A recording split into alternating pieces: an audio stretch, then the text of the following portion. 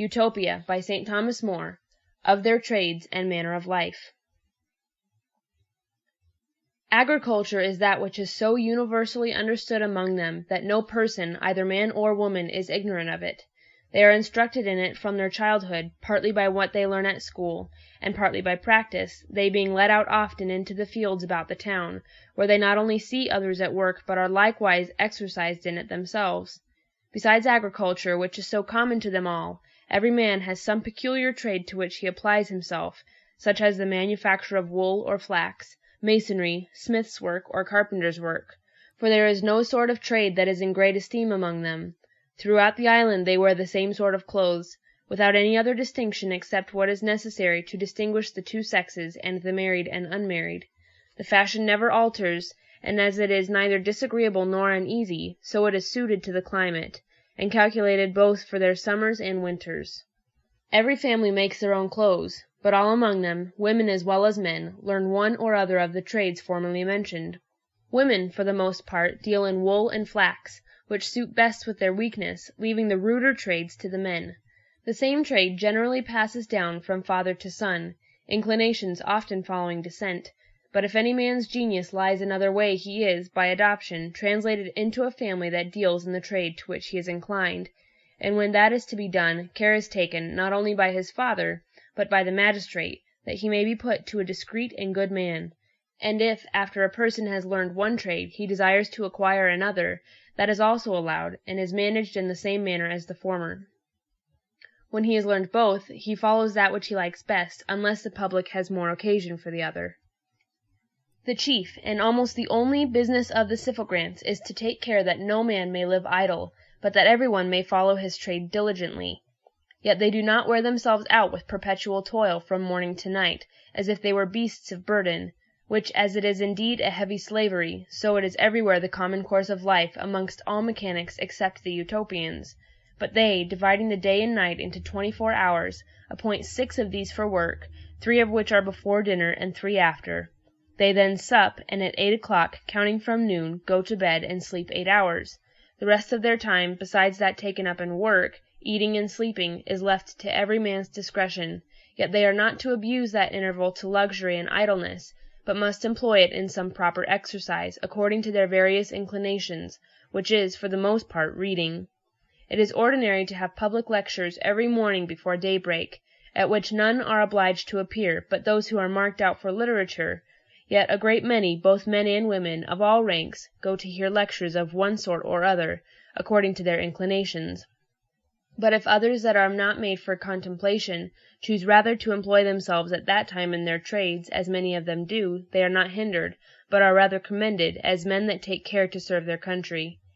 After supper they spend an hour in some diversion, in summer in their gardens, and in winter in the halls where they eat, where they entertain each other either with music or discourse. They do not so much as know dice, or any such foolish and mischievous games. They have, however, 2 sorts of games not unlike our chess. The one is between several numbers, in which one number, as it were, consumes another. The other resembles a battle between the virtues and the vices, in which the enmity in the vices among themselves, and their agreement against virtue, is not unpleasantly represented, together with the special opposition between the particular virtues and vices, as also the methods by which vice either openly assaults or secretly undermines virtue, and virtue, on the other hand, resists it.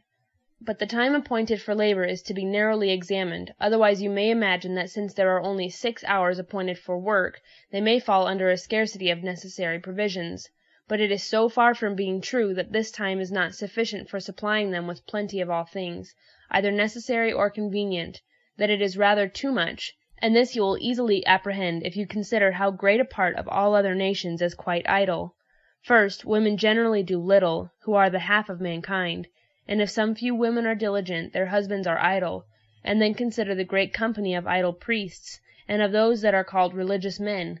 Add to these all rich men, chiefly those that have estates in land, who are called noblemen and gentlemen, together with their families made up of idle persons, that are kept more for show than use. Add to these all those strong and lusty beggars that go about pretending some disease in excuse for their begging, and upon the whole account you will find that the number of those by whose labors mankind is supplied is much less than you perhaps imagined. Then consider how few of those that work are employed in labors that are of real service. For we, who measure all things by money, give rise to many trades that are both vain and superfluous, and serve only to support riot and luxury. For if those who work were employed only in such things as the conveniences of life require, there would be such an abundance of them that the prices of them would so sink that tradesmen could not be maintained by their gains.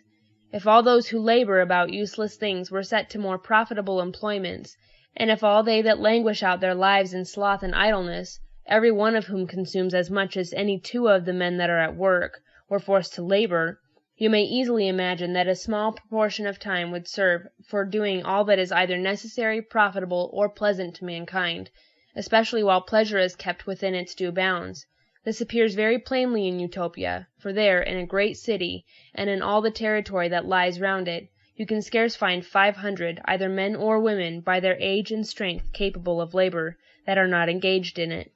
Even the Syphogrants, though excused by the law, yet do not excuse themselves, but work, that by their examples they may excite the industry of the rest of the people.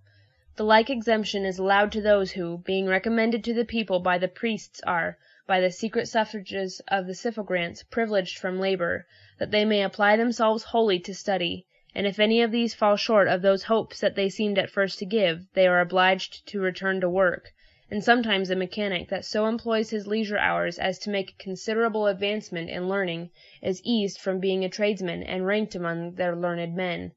Out of these they choose their ambassadors, their priests, their tranibors, and the prince himself, anciently called their barzines, but is called of late their adamas.